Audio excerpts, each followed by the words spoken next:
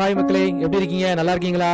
இது உங்கள் ஆயிரத்தான். நம்ம சனா என்ஜாய் டு லேர்ன் சேனல்ல நம்ம இன்னைக்கு பார்க்க போறது ரொம்ப இந்தியாவுக்கே ரொம்ப முக்கியமான ஒரு டாபிக். என்ன டாபிக்னு பாத்தீங்கன்னா இந்தியன் பிரீமியர் லீக், அதாவது ஐபிஎல் அப்படிம்பாங்க இல்லைங்களா? ஸோ அது சம்பந்தமான ஒரு வீடியோஸ், அது சம்பந்தமான இங்கிலீஷ் வேர்ட்ஸா நம்ம இன்னைக்கு கத்துக்க போறோம். எங்க நம்ம வீடியோக்குள்ள போலாமா?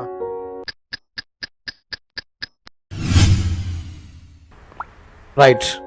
So IPL, Indian premier league அப்படின்னாலே எல்லாருக்குமே முதல்ல நமக்கு ஞாபகம் வருது பாத்தீங்கன்னா சென்னை சூப்பர் கிங்ஸ், அப்புறம் நம்ம தல தோனி.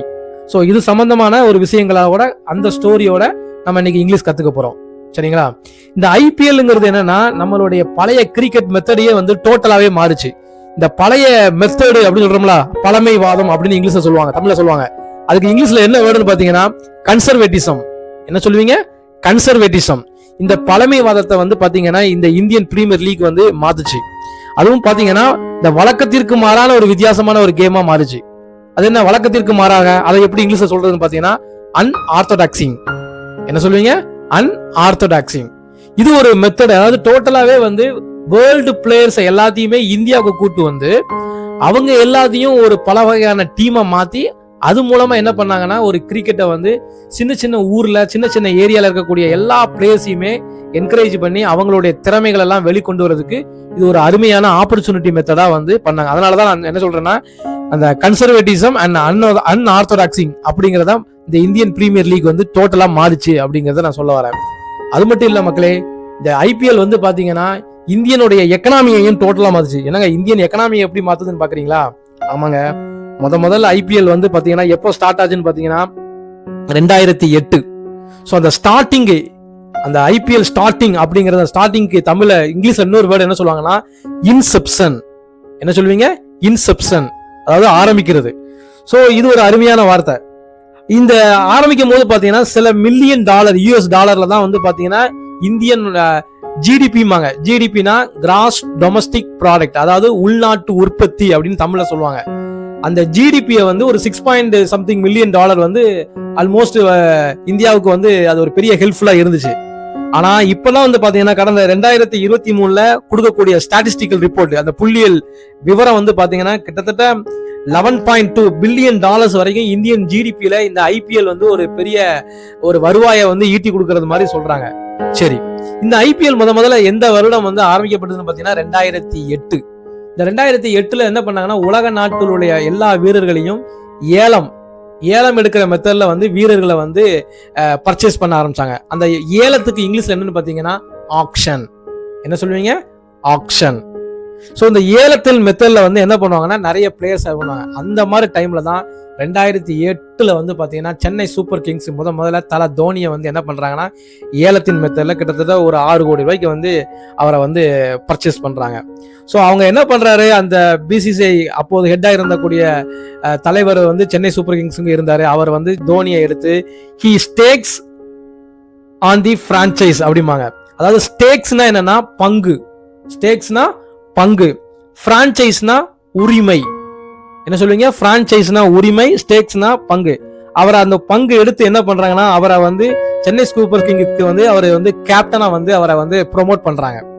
கேப்டனுக்கு பொதுவா கிரிக்கெட்ல என்ன சொல்லுவாங்கன்னா ஸ்கிப்பர் அப்படிம்பாங்க. அதாவது தலைவருக்கு இங்கிலீஷ்ல இன்னொரு வேர்டு என்ன சொல்லுவாங்கன்னா ஸ்கிப்பர். சோ 2008 இருந்து இப்ப 2024 வரைக்கும் பாத்தீங்கன்னா இடையில 2 வருடம் மட்டும் என்ன ஆச்சுன்னா ஒரு சில அலிகேஷனால என்ன ஆச்சுன்னா சென்னை சூப்பர் கிங்ஸ் விளையாட முடியாம போச்சு. 2016லயும் 17லயும் அந்த 2 வருஷமும் தல தோனி பாத்தீங்கன்னா புனே ரைசிங் புனேன்னு சொல்லுவாங்கல்ல, அதுல அவர் 1 வருஷம் ஸ்கிப்பரா இருந்தாரு. இன்னொரு வருஷம் ஸ்டீவ் ஸ்மித் ஸ்கிப்பரா இருந்தாரு. அதுவும் ஏன் அவர் அந்த 1 வருஷம் அவர் கேப்டனா இல்லைன்னு பாத்தீங்கன்னா ஒரு பர்டிகுலர் இயர்ல என்ன ஆச்சுன்னா அந்த ஆர்பிஎஸ் சொல்லக்கூடிய அந்த புனே ரைசிங் புனே சொல்றாங்களா, அது என்ன ஆச்சுன்னா அந்த அவங்களுடைய பாயிண்ட்ஸ்ல ரொம்ப அந்த டேபிள் பாயிண்ட்ஸ் டேபிள்ல தோத்து கீழே போயிடுச்சு. அது அந்த கீழே போயிடுச்சுங்கிறத அதை என்ன சொல்றாங்கன்னா ரீலிங் அட் ஸ்கோரிங் போர்டு அப்படிம்பாங்க. அதாவது என்னன்னா ரீலிங் அட்னா தள்ளாடுச்சு. அதாவது ஒரு விஷயம் நிலை தடுமாறி அவங்க ஒரு நிலை குலைந்து போறத அந்த தள்ளாடுதுங்கிறத என்ன சொல்லுவாங்கன்னா ரீலிங் அப்படிங்கறத சொல்லுவாங்க. அந்த ஒரு 1 இயர் அவர் கேப்டன்ஷிப் இல்லாம இருந்தாரு. இடையில ஒரு காலம் பாத்தீங்கன்னா தல தோனி ரவீந்திர ஜடேஜாட்டையும் கேப்டன்ஷிப் கொடுத்து அதுவும் சில மேட்ச்களுக்கு அப்புறம் திரும்ப எகைன் ரீட்டைன் ஆனாரு. ஸோ இதுதான் அவருடைய கேரியர். ஸோ அந்த அளவுக்கு ஒரு ஐபிஎல்னாலே சென்னை சூப்பர் கிங்ஸ்னு சொல்லி இந்திய ரசிகர்கள் மனதில் இருக்கு. அதே மாதிரி இன்னொரு விஷயம் என்னன்னா, சென்னை சூப்பர் கிங்ஸ்னாலே எல்லாருடைய மனதிலையும் நீங்க இடம் பெற்றவர் வந்து நம்ம தல தோனி. ஏன்னா அவர் வந்து பாத்தீங்கன்னா 5 தடவை ஐபிஎல் சாம்பியன்ஷிப் கொடுத்திருக்காரு, 10 டைம்ஸ் அந்த டீமை வந்து ஃபைனலுக்கு கொண்டு போயிருக்காரு, 12 தடவை வந்து பிளே ஆஃபுக்கு வந்து கொண்டு போயிருக்காரு, ஆஸ் அ ஸ்கிப்பரா கொண்டு போயிருக்காரு. இப்படி பாத்தீங்கன்னா பழைய அம்டீன் நம்பர் ஆஃப் மெமரிஸ் வந்து இந்தியன் ரசிகர்களுக்கு வந்து அவர் ஏற்படுத்தி வச்சிருக்காரு. அது என்னங்க அம்டீன் நம்பர்னா பல மெமரிஸ், அம்டீன்னா பல நம்பர் ஆஃப் மெமரிஸை வந்து நம்ம மனசுல ஏற்படுத்தி கொடுத்து இந்தியன் கிரிக்கெட்ல வந்து பாத்தீங்கன்னா அவர் என்ன பண்ணிட்டாருன்னா, he firmly entrenched his name. அதாவது entrenched வேறு ஊன்றிட்டாரு. அதாவது கிரிக்கெட் ஹிஸ்டரியில அவருடைய நேமை வந்து இந்த பழைய காலத்துல எழுத்தாணி உண்டு அதை ஆழமா பதிச்சிட்டாருமாங்களா, அந்த மாதிரி வேறு ஊன்றிட்டாரு. entrenched his name எதுல, இந்த ஆனல்ஸ் ஆஃப் இந்தியன் கிரிக்கெட். ஆனல்ஸ்னா இந்தியன் ஹிஸ்டரின்னு சொல்லுவாங்கல்ல, அந்த இந்தியன் ஹிஸ்டரியில அவரை வந்து ஆழமா வந்து என்ன பண்ணிட்டாரு, பதிச்சிட்டாரு.